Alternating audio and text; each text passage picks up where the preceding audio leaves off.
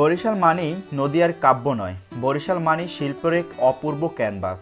আজ আপনাদের নিয়ে যাব এমন এক জায়গায় যেখানে প্রতিটি দেয়ালে সুর আর প্রতিটি বাতাসে ছন্দের মূর্ছনা।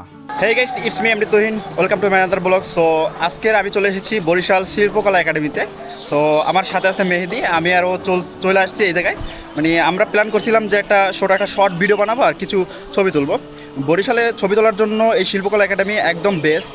যারা যারা এই জায়গায় ছবি তুলছেন বা যারা যারা এই জায়গাটা দেখছেন তারা অবশ্যই বুঝতে পেরেছেন যে এই জায়গাটা আসলে কেমন ছবি তোলার জন্য।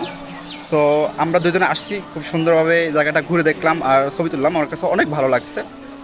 ছোটবেলা থেকেই বরিশালের সংস্কৃতি খুব কাছ থেকে দেখার একটা তীব্র ইচ্ছা ছিল। আমাদের এই শহর তো শুধু নদী আর খালবিল নয়, এই শহর শিল্পের শহর। অনেকদিন ধরেই ভাবছিলাম বরিশালের শিল্প সংস্কৃতির রূপটা ক্যানভাসে বন্দি করব, কিন্তু জায়গাটা কোথায় হবে সেটা ঠিক করতে পারছিলাম না।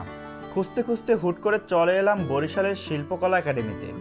সত্যি বলছি, ভেতরে ঢোকার পর মনে হলো শহরের ব্যস্ততা থেকে কোনো এক জাদুর মন্ত্রে আলাদা হয়ে গেলাম। এখানকার প্রতিটি কোণে শিল্পের এক আলাদা ভাষা আছে। সত্যি বরিশাল শিল্পকলা একাডেমিতে এসে আমি সুন্দর একটি ভিউ পেয়েছি। আপনারা যারা যারা ভাবছেন আউটডোরে ভালো ছবি বা ভিডিও করবেন, তাহলে বরিশাল শিল্পকলা একাডেমিতে চলে আসতে পারেন, কারণ এই জায়গাটি ছবি তোলা বা ভিডিও করার জন্য একটি পারফেক্ট প্লেস। সো যারা যারা শিল্পকলা একাডেমিতে ভিডিও বা ছবি তুলেছেন, আপনাদের কাছে কেমন লেগেছে এই জায়গাটি অবশ্যই আমার কমেন্টে জানাবেন। ভিডিওটি আপনাদের কাছে কেমন লেগেছে?